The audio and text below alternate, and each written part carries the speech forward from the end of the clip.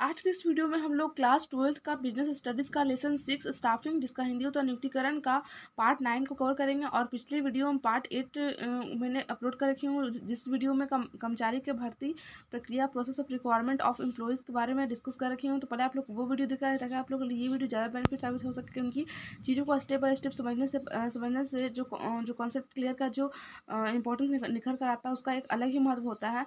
तो इस वीडियो में हम लोग कर्मचारियों की भर्ती के source of requirement of employees के बारे में डिस्कस करेंगे। तो इसलिए स्टार्ट करते हैं आज के इस वीडियो को।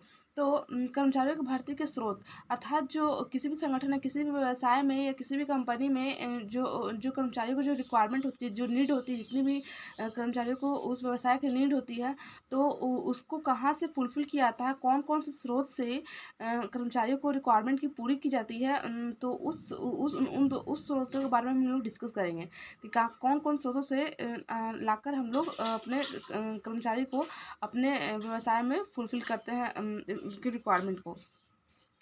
तो भर्ती के स्रोतों को निम्नलिखित दो भागों में विभाजित किया गया। मतलब भर्ती के जो स्रोत हैं जिनके द्वारा व्यवसायों को अपनी जितने भी डिपार्टमेंट है, डिफरेंट डिपार्टमेंट होते हैं, हर एक डिपार्टमेंट में जो कर्मचारियों की जो नीड होती है, जो रिक्वायरमेंट होती है, उनको फुलफिल करने के लिए भर्ती के दो स्रोतों को सहारा लिया जाता है। वो है आंतरिक स्रोत और बाहरी स्रोत। ठीक है, फर्स्ट है आंतरिक स्रोत, इंटरनल सोर्स, और सेकेंड है बाह्य स्रोत, एक्सटर्नल सोर्स। इन दोनों सोर्स के माध्यम से ही जो कंपनी का जो व्यवसाय का जो डिपार्टमेंट है, उनके अंतर्गत जितने भी कर्मचारी की मांग होती है, उनको फुलफिल किया जाता है।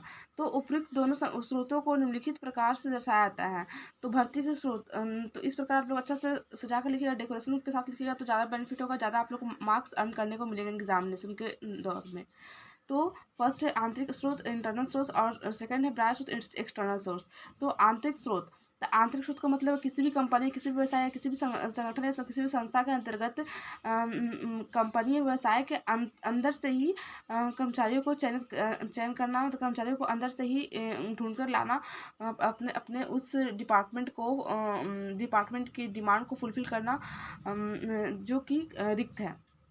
तो इसके अंतर्गत आंतरिक स्रोत के अंतर्गत जो आते हैं विधि, वो निम्नलिखित है। फर्स्ट है स्थानांतरण द्वारा, सेकंड है पदोन्नति, थर्ड है अस्थायी अलगाव, थर्ड है फोर है जबरी छुट्टी पर भेजे गए कर्मचारियों को वापस बुलाना, फाइव है सेवा वृद्धि।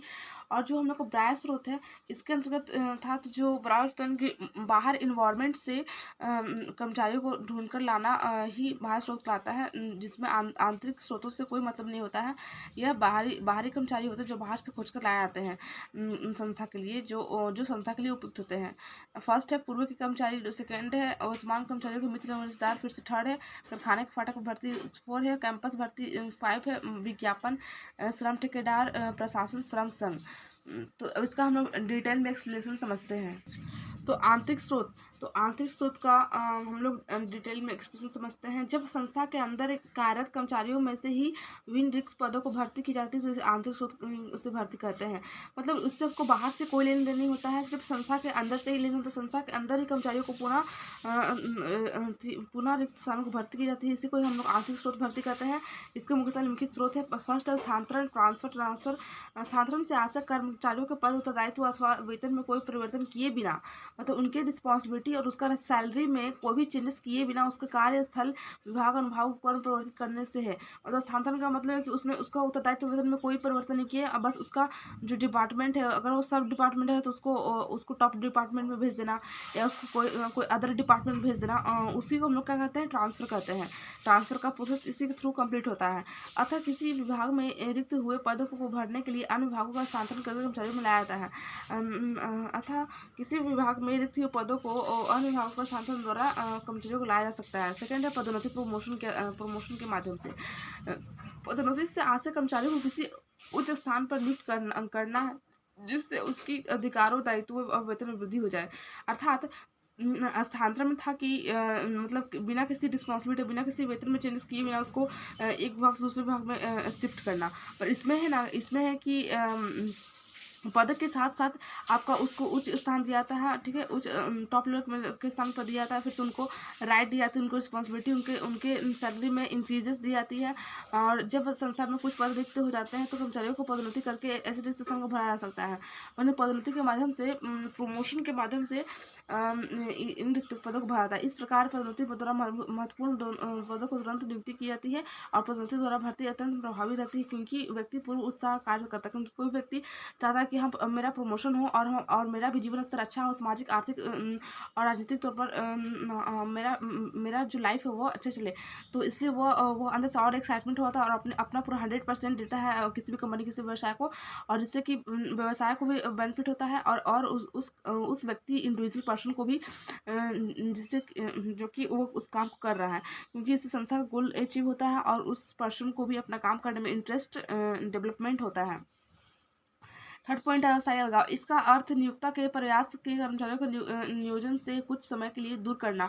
कभी कभी काम की कमी के कारण संस्था अपने कुछ कर्मचारियों को काम के ये कुछ समय के लिए अस्थायी अलगाव कर देते हैं। नियोक्ता व कर्मचारी आपस के एक समझौता करके लेते हैं, जब भी काम उपलब्ध होगा इन्हें कर्मचारियों को काम पर वापस लाया जाता है। अर्थात मतलब कोई कर्मचारियों को अलग भेज दिया जाता है और उनको फिर वापस काम लगने पर उनको वापस बुलाया, जिसको हम लोग क्या कहते हैं, अस्थायी अलगाव कहते हैं। और फोर्थ जो है हम लोग का वो है जब भी छुट्टी पर भेजे गए कर्मचारियों को वापस बुलाना। जब भी छुट्टी पर से कार्य के अभाव में, कच्चे माल के अभाव में और अन्य कारणों के कर्मचारियों को अस्थायी अलगाव हटाना पड़ता है। मतलब कि वहाँ पर मतलब ये व्यवसाय में कच्चा माल अवेलेबल नहीं है, व्यवसाय में कोई भी मटेरियल अवेलेबल नहीं है, तो उनको हटाना पड़ता है। स्थिति सामान्य होने पर जब जब कर्मचारियों की मांग बढ़ जाती है, जब जब कर्मचारियों की मांग नीड हो जाती है, तो उनकी डिमांड बढ़ जाती है, तो ऐसी स्थिति में उसको जब भी छुट्टी पर भेजे गए कर्मचारियों को वापस पुनः बुला लिया जाता है। 5 पॉइंट है सेवा वृद्धि। कई बार कंपनी अपने सेवानिवृत्ति होने वाले सेवानिवृत्ति का मतलब रिटायरमेंट होने वाले कर्मचारी को सेवा एक निश्चित अवधि के लिए वृद्धि करके उन्हें संस्था रोक रख सकती है। मतलब कहने का मतलब कि जो भी कर्मचारी को, जो भी इंडिविजुअल पर्सन जो रिटायरमेंट होने वाले हैं, उनको और सेवा देकर संस्था रोक सकती है कुछ समय के लिए। ऐसे कर्मचारियों को अन्य रिक्त होने वाले पदों अथवा उन्हों के पदों पर नियुक्त रहने किया सकता है। फिर है ब्राह्य स्रोत। ब्राह्य स्रोत किसे कहते हैं? ब्राह्य स्रोतों से आशय संस्था में रिक्त हुए पदों के लिए संस्था के बाहर के लोगों को आमंत्रित करना। मतलब संस्था के अंदर के से कोई लेन देना, संस्था के बाहर से हम लोग को रिक्वायरमेंट जो नीड है संस्था की एम्प्लॉयज़ की, उनको फुलफिल करना। उनसे से पदों को भरता है और भर्ती के प्रमुख ब्राह्य स्रोत निम्नलिखित है। फर्स्ट है पूर्व के कर्मचारी। पूर्व के कर्मचारियों से अभिप्राय ऐसे कर्मचारियों से है जो कि या तो निकाल दिए जाते हैं अथवा वे स्वयं संगठन को छोड़कर चले जाते हैं, किंतु अब वापस आने के लिए उत्सुक है। मतलब वो चाहते हैं कि अब हम वापस उस संगठन में आए और काम करें, अपना 100% दे। तो यदि इस कर्मचारी को पिछले अभिलेख अच्छे हैं, अगर वो अपने रिकॉर्ड अच्छे बना कर रखें, अपना जो एक्सपीरियंस, अपना जो बिहेवियर है वह संस्था में अच्छी तरह से पेश करते हैं, तो उनको वापस बुला लिया जाता है। तो नए कर्मचारियों को अपेक्षा इन्हें काम पर लेना अधिक उपयुक्त रहता है, क्योंकि वो पहले से एक्सपीरियंस हो चुके हैं, उनका अच्छा खासा एक्सपीरियंस हो चुका है और वो उस काम को अच्छी तरह से जानते हैं, समझते हैं, तो वो ज़्यादा संस्था के लिए बेनिफिट होंगे। इसी कारण उनको वापस बुला लिया जाता है। इसका कारण यह है कि इनके प्रशिक्षण आदि पर कुछ भी व्यय करने की आवश्यकता नहीं पड़ती है। मतलब इनको ट्रेनिंग देने की आवश्यकता नहीं होती, क्योंकि उनको पहले से ट्रेनिंग दिया जा चुका है और उनको पहले से सूझ समझ और सब कुछ नॉलेज है उस काम को करने के लिए। तो इससे ट्रेनिंग व्यय भी उनका बचत होता है। इससे अतिरिक्त ये जाने पहचाने होने के कारण उन पर कर्मचारियों का अपेक्षा अधिक भरोसा किया जा सकता है। सेकंड पॉइंट है वर्तमान कर्मचारियों के मित्र एवं रिश्तेदार। वर्तमान कर्मचारियों के मित्रों एवं रिश्तेदारों द्वारा भी श्रम पूर्ति की जा सकती है। मतलब कहने का मतलब कुछ कंपनियां अपने कर्मचारियों को मित्रों रिश्तेदारों को प्रोत्साहित किया था करती है। मतलब कोई कंपनियों में जो कर्मचारी होते हैं वो अपने रिश्तेदारों को भी नियुक्ति के लिए प्रोत्साहित करते हैं। इस संबंध में कर्मचारियों को इस प्रकार सिफारिशों करते समय बहुत सावधानी कार लेना चाहिए। इन्हें केवल ऐसे व्यक्ति को सिफारिश करना चाहिए जो कि उस काम को करने के लिए योग्य है और जिनका मनोबल ऊंचा हो। थर्ड पॉइंट, कारखाने के फाटक भर्ती। कई कारखाने द्वारा आकस्मिक श्रमिक अथवा अकुशल श्रमिकों भर्ती एक निश्चित दिन कारखाने द्वारा की जाती है और नौकरी चाहने वाले श्रमिकों कारखाने के फाटक एकत्रित हो जाते हैं और ये एक कारखाने से दूसरे कारखाने में जाते रहते हैं। 4 है कैंपस भर्ती और फिर 5 है विज्ञापन। एडवर्टाइजमेंट के माध्यम से ही बहुत सारे एक्सटर्नल सोर्स के माध्यम से एम्प्लॉयज़ को फुलफिल किया सकता है, एम्प्लॉयज़ की रिक्वायरमेंट को फुलफिल किया सकता है।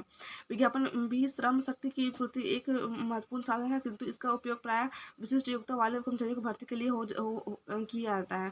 इस विधि के अपनाने के सबसे पहले बड़ा लाभ यह है कि भर्ती के स्रोतों को सीमा दूर तक विस्तृत हो जाता है, और क्योंकि विज्ञापन द्वारा सुदूर स्थानों तक भावी कर्मचारियों को आकृष्ट किया जा सकता है। मतलब दूर दूर क्षेत्र तक जो कर्मचारी है, जो काम के लिए इच्छुक है, उनको आकृष्ट किया था, उनको अट्रैक्ट किया जाता है।